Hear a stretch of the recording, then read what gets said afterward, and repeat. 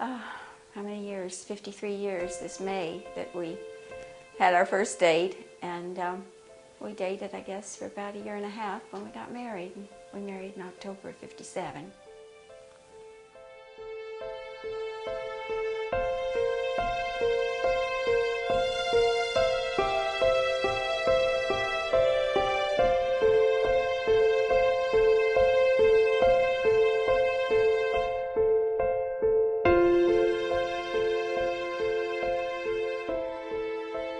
We met through a mutual friend, a fellow he had gone to high school with, introduced us. I had known this fellow, and he said, you know, I have a friend I went to high school with. I think your personalities would mesh very well. I'd like you to meet him. He introduced us, and it was back in 1956.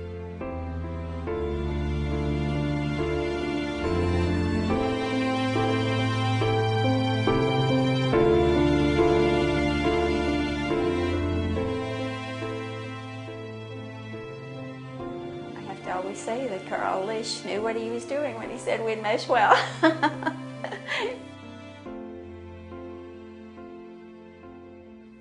Somebody's cutting our grass, and I'm real happy with it. Yeah, well, they won't cut it again for a week or so. They just cut it, but it's growing so fast.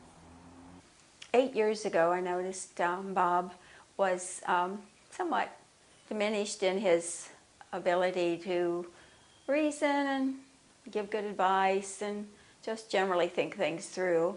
And at the same time, the doctor noted that he walked more slowly and was beginning, instead of taking regular steps, he's just kind of shuffling more. And slowly, you know, I guess really on vacation we realized that it was something more serious when he got in the car at the airport and couldn't remember how to drive. Alzheimer's is a strange disease that we don't know the reason for. We don't know the pathogenesis, how the disease starts and how it progresses. We see only the evidence from the outside. The reason that Bob is not in a nursing home is because of his family. If he didn't have family, he would be in a nursing home. He is unable to fend for himself, to shop, to cook, to remember to get things out. He could not make a sandwich by himself. He cannot, if he got the mayonnaise and the bread out, he couldn't put the mayonnaise away or wouldn't know where it went. It's a tribute to his wife taking care of him this long. It has been some time that this has been going on. This is every day you're dealing with someone you have to make decisions for. It's hard enough to make decisions for yourself in this life. Making decisions for another human being, very difficult. Typical day includes going to the health club, where he walks a little on the treadmill and rides the recumbent bike for 10 or 15 minutes. I generally spend about 40 minutes on my own exercise routine, and he's there with me the entire time, so that he does, you know, some things in the gym. Basically, I feel that keeping him active is his real chance at surviving, because I know if he were stuck in a nursing home, his muscles would be atrophied, he'd be in a horrible state, and he would not do well.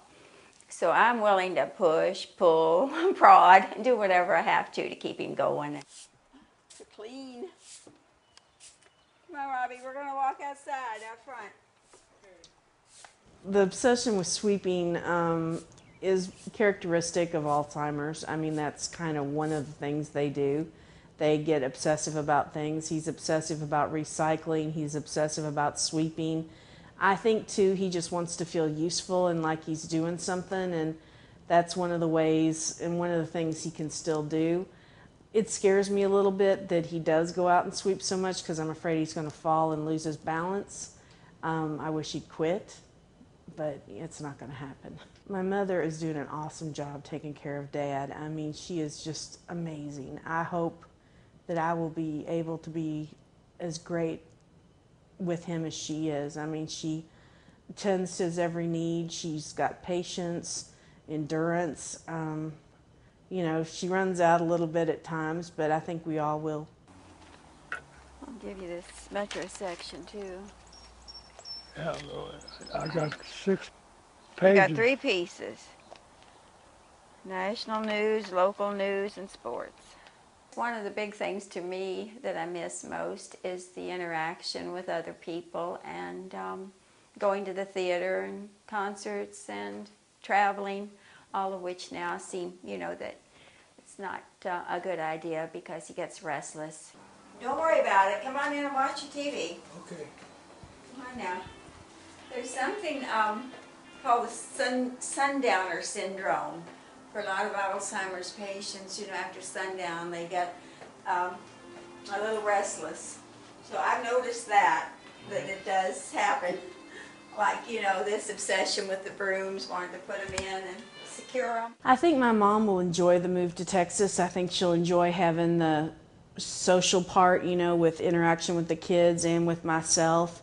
I don't think my dad will have any clue that he's in Texas or whether he's still in Kentucky or not. I think that he'll just know that Mother's around and that, that's who he links to. Well, I think the move to Dallas is going to really be helpful to him in that he will have that comfort zone of being with family and knowing that we're all around him instead of just myself. And I think that's going to add to his peace of mind and his well-being. I don't think anything's this close around in Texas. Here everything we do is like within a 2-mile orbit of where we live. In Texas, it's all more of a drive to get to places you go. I think it'll help Bob because in one way and not in another. All people with Alzheimer's hate change. They don't want to go out of the house many times. Many times when they do go out of the house, they have to be with someone else, their friend or something, or they get lost. If they go away from the home, they can't find their way home. They have to be led or driven or whatever. And if they don't go with somebody they know, they're very fearful. They have no sense of where they are or how to get back. It is a terrible sensation. We've all had nightmares like that. The person with it doesn't suffer as much as the people around them because they're the ones that are taking the arrows. They're the ones who knew and loved the person who was. Would you do it all over again? Oh yes, I would. It's been a wonderful life. I have no regrets about anything. We had a wonderful daughter and just a great life together. And it's still good. There are many good things about it still that we enjoy. So it's by no means come to a halt. And I would not change a thing in my life. It's been very good.